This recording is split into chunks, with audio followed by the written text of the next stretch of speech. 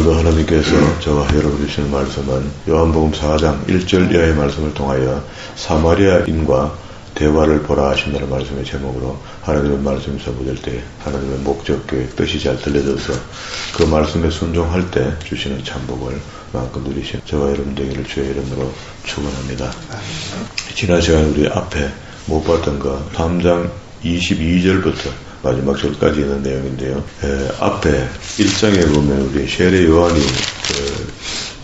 예수님을 증거했던 이야기 있잖아요.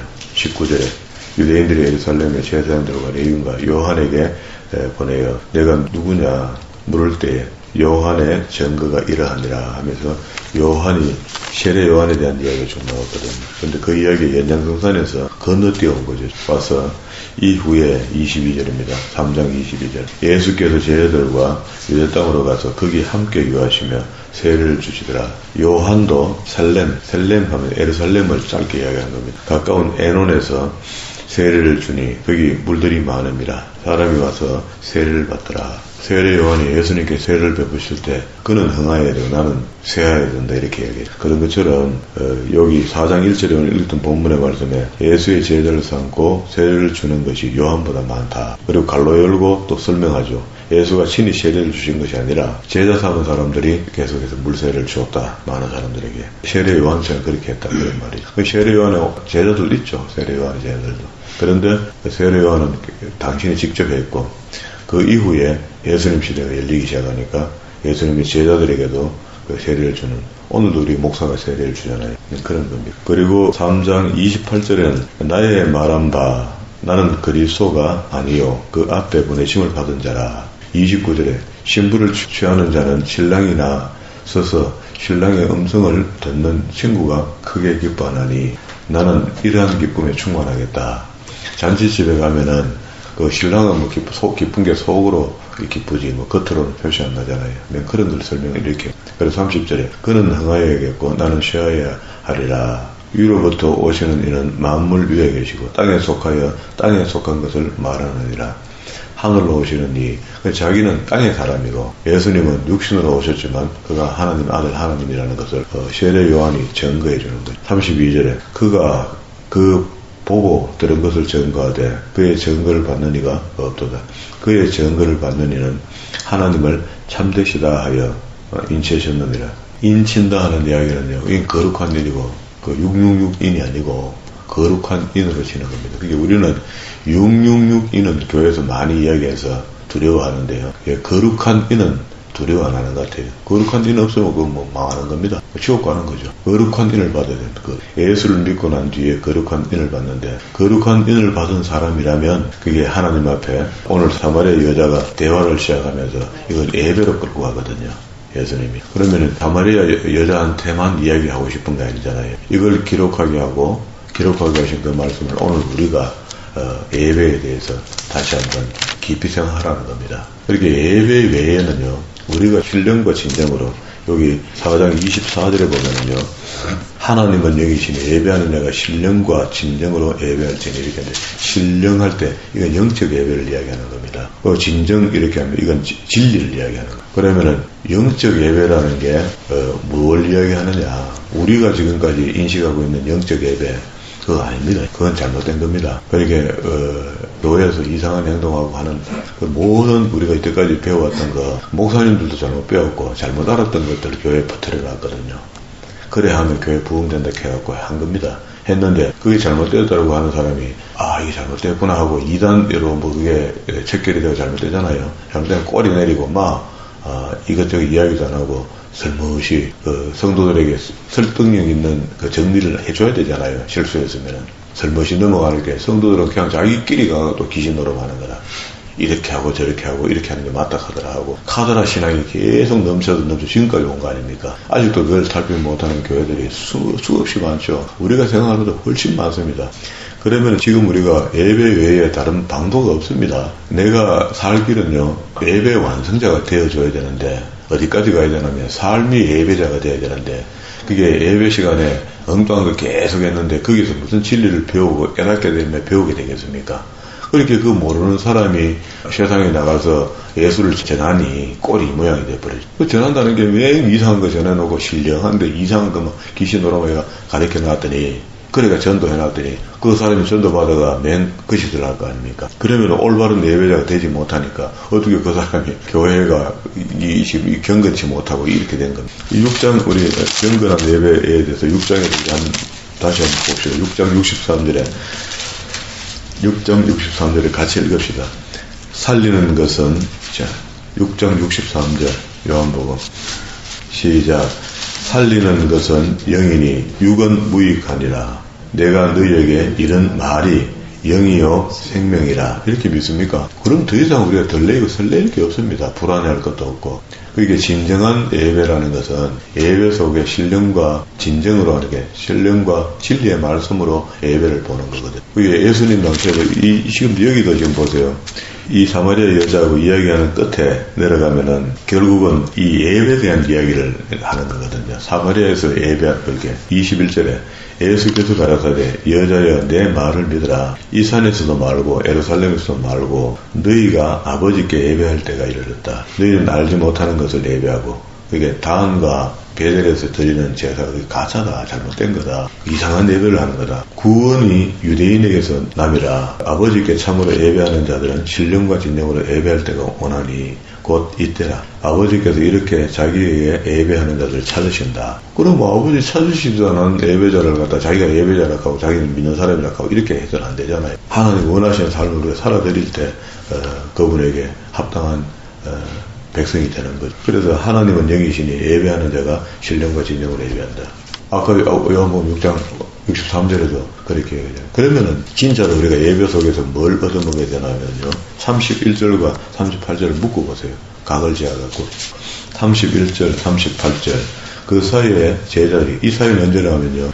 사마리아 도착했다가 그 사마리아 여자를 하나 만나게 되죠. 그때 제자들은 다 음식과로 내려가고 없었거든. 그리고 긴 이야기를 대화를 여기 했거든요. 30절까지 이야기를 하고 난 뒤에 양식에 대한 이야기를 하는 겁니다. 예배하는 자의 양식을 이야기하는 거죠. 예수님께서 참 양식이 이런 거야 하고 가르쳐 주는데요. 그다음에 30절에 보세요. 저희가 동네에서 나와 예수께로 오더라. 사마리아 여자가 자기 동네로 가서 복음을 전했죠.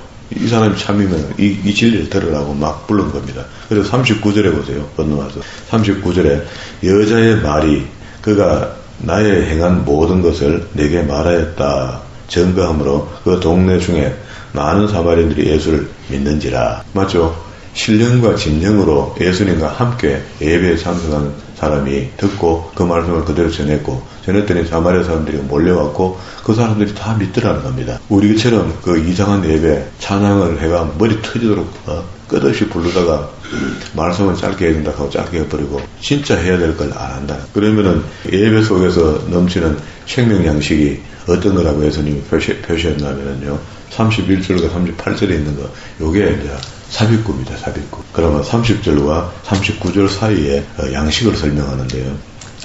그러니까 그 사이에 제자들이 음식을 구하러 간 사이에 제자를 청하여 가로되 라비여 잡수소서 가라사대 내게는 너희가 알지 못하는 먹을 양식이 있느니라. 요 양식 말입니다. 진리. 제자들이 서로 말하되 누가 먹을 것을 갖다 주었는가? 34절에 예수께서 이르시되 나의 양식은 나를 보내신 이의 뜻을 행하며 그의 일을 온전히 이루는 것이죠. 그러면은 믿기는 믿는데 행함이 없는 믿음 같은 그것도 고장난 믿음이. 우리 목적이 정확해야 됩니다. 그러니까 일단 예배는 하나님의 말씀이 있는 곳에 하나님의 영이 임하니까 영이 임한다는 것은 성령이 임한다는 이야기죠. 성령이 임하면 춤추고 하는 게 아니고 성령이 뭘 하시는가 우리에게 내주하시면서 귀신 노름이라고. 귀신이 무당들 춤추고 막 이러잖아요. 신 내릴 때. 그렇게 하는 게 아니고 우리 기독교는 주의 영이 내게 이미 임하여져 있기 때문에 더 초원할 것도 없고 이미 오신 보혜사와 함께 말씀 공부하는 거야. 하면은 그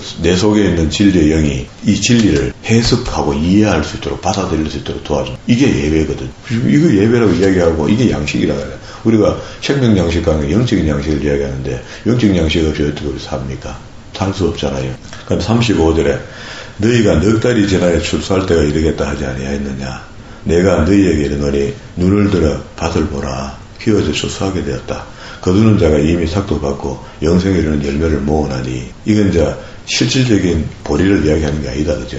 지금도 우리가 마지막 때에 추수할 일꾼들이 모자란다 이렇게 하거든요. 그러면 추수를 우리가 하는 게 밖에다가 농사 지으라는 이야기가 아니고, 누군가가 복음의 씨를 뿌렸잖아요. 뿌린 씨에 대한 결과를 거두어 가는 거라. 그래서 어느 교회 전도왕 가고 여왕이니 남왕이니 가고 세워지는 거 전부 다 그 혼자 영광을 다 걷어가는 거라. 사실 우리가 다 뿌려놓은 거죠. 우리가 돼야 되는데, 우리 전체 기독교가 이래저래 복음을 전가하고 사수해주고 대기해주고 막아주고 이렇게 하는 가운데 전도자가 자꾸 마치 시골에서 농업국가에서 공업국가로 바뀌면서 서울로 다 올라간 사람이 지방 시골에서 혼에서 사역했던 목사님들이 그 복음을 가르쳐 나가잖아요. 가르쳐 놓은 복음이 들어간 사람들이 서울에 올라가서 큰 교회에 출석하게 되고 큰 교회에 충성하게 되고 거기다가 헌금하고 다 했던 거 아닙니까? 큰 집 짓고 했는 거 아닙니까? 그러면은 그 큰 교회가 다시 시골 교회로 뭔가 좀 환원하고 말이야. 도와주고 해야 되는데 죽자고 서울에서 저끼리만 먹고 사는 거라. 시골 교회는 다 말라서 비틀어지고 없고. 그러면 우리가 아니죠. 우리가 아니다니까. 작은 교회 빼가는 게 아니고 어떻게 딴 교회 예배할 수 있죠 하면은 그 교인 뺏길까봐 눈이 벌게지고 하는 그 전부 다 잘못된 겁니다. 그쪽 교회에서 오면은 전화해주면 되죠. 어쨌든지 여기 와 있으니까 그렇게 알아라고. 그럼 목사님이 안심해야 되고. 그러기에 그런 사람들이 왔다가 오면은 그쪽 교회 목사님은 전화를 해줘요. 제가 와가 여기 있으니까 안심하고 정신 차리면 돌아가도록 그렇게 하자. 내 혼자만 이렇게 되는 게 모든 목사님들이 그런 의식을 갖고 있으면 카톨릭보다 훨씬 힘이 있습니다. 우리가 교회가 수가 많기 때문에 그래 안 하잖아요. 지금 왜 그런 줄 압니까? 성도 하나에 돈이 걸려서 그래요. 헌금이 걸려서 그래요. 하나 가면은 이 집은 재정이 준다고 37절 그러므로 한 사람이 심고 다른 한 사람은 거둔다는 말이 옳도다. 내가 너희로 노력지 아니하는 것을 거두려 보내노니 다른 사람들은 노력하였고 너희는 그들의 노력한 것을 참여했는 거 맞죠? 예수님이 가르친 말씀입니다. 그러니까 교회는 이런 곳인데 어떻게 전부 다 지만 자려고 지만 성공 사례를 내야 되고 그래야 된 겁니다. 그러면 다시 오늘 본문의 말씀대로 사마리아 수가라는 동네에 도착했는데요. 거기 도착하자마자 7절에 사마리아 여자 하나가 물길로 왔습니다. 어째 사마리아 여자에게 물을 달라 하나이까 하니 유대인이 사마리아인과 상종치 아니하며 이렇게 하죠. 9절 끝에. 그러니까 그때 유대인들은 사마리아 사람은 신앙을 버렸다고 해서요. 완전히 짐승 취급했습니다. 그렇게 이방인과 유대인 사이에 사마리아 사람들이 낀겨 있는 것처럼 그렇게 인식했어요. 그리고 유대인들은 아예 사마리아 땅에 밟지도 않았습니다. 동네 근처에 가지 않았다고. 그러니까 사마리아 사람들이 알죠. 어떻게 유대인 당신이 사마리아 여자한테 물 달라 하노? 예수께서 대답하여 가라사대 내가 만일 하나님의 선물과 선물 동그라미 내게 물 좀 달라는 네가 누구인 줄 알았다면 하나님의 선물과 누구인 줄 알았으면 요 두 가지입니다. 그죠? 그러면은 그에게 구하였을 것이요 그가 생수를 내게 줬다. 그가 예수님이 되는 거고 네가 알았더라면 생수하는데 지금 먹고 있는 여 밑에 샘에 있는 그 샘 말고 샘물 말고 생수.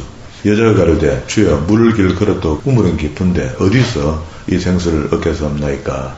우리 조상 야곱이 이 우물을 우리에게 주었고 또 여기서 자기와 자기 아들들과 짐승이 다 먹었으니 당신이 야곱보다 큽니까?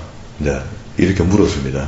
예수께서 대답하여 가라사대 이 물을 먹는 자마다 다시 목마르니와 우리가 먹는 물은 내가 주는 물은 생명양식이 되는데 뒤에 31절과 38절에 있는 이야기, 이거 이야기하는 거 양식. 우리가 지금 아는 그대로 맞습니다. 영적 양식을 이야기하는. 주는 물을 먹는 자는 영혼이 목마르지 않나리니 나의 주는 물은 그 속에서 영생토록 솟아나는 샘물이라 이렇게 하죠.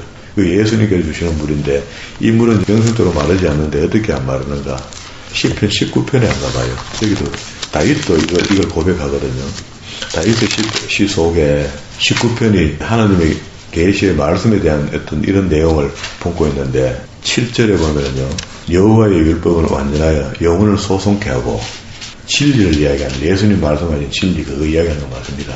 율법이 복음이고 복음이 율법이다 이렇게 얘기하잖아요. 여호와의 증거는 확실하여 우준한 자로 지혜롭게 하며 여호와의 교훈은 이걸 갖다가 예수님의 교훈은 이렇게 이야기할 수가 있죠. 교훈은 정직하여 마음을 기쁘게 하고 여호와의 계명은 순결하여 눈을 밝게 하는도다. 여호와를 경유하는 도 우리가 지금 만난 이 도는 정결하여 영원까지 이른다.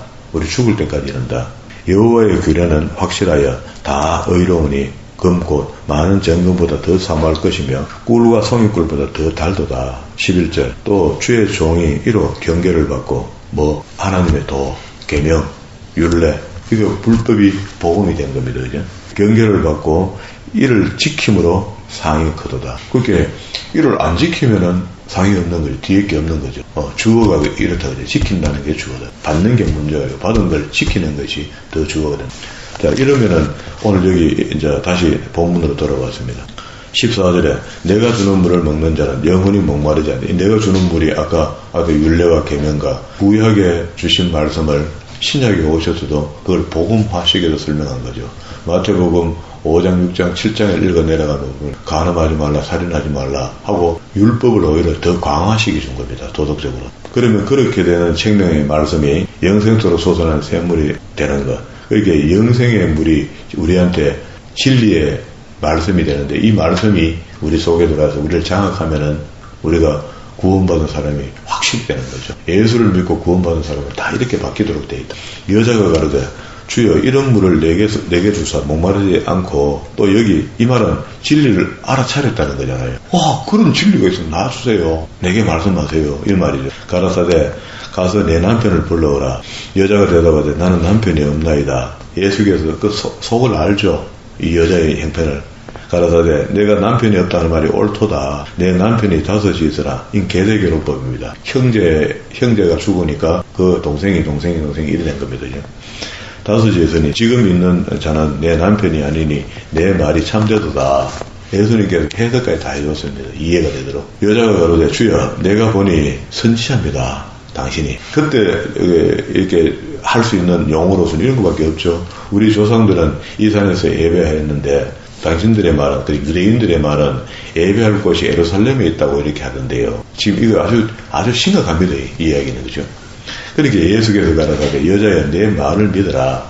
이 산에서도 말고 예루살렘에서도 말고 예루살렘 아니다는 거죠. 진짜 살아있는 예배가 어떤 것인가를 설명하는 겁니다. 아버지께서 예배할 때가 이르러니 너희는 알지 못하는 것을 예배하고 우리는 아는 것을 예배하노니 이는 구원이 유대인에게서 남이라. 아버지께 참으로 예배하는 자들은 신령과 진정으로 예배한다 하죠. 그러면 이제 신령과 진정으로 예배하는 예배가 어떤 예배인지 로마서 12장에서 다시 또 이야기해요. 바울이 이 이야기를 합니다. 진짜 하나님과 관계를 바로 할 수 있으려면은 로마서 12장 1절로 가봐요.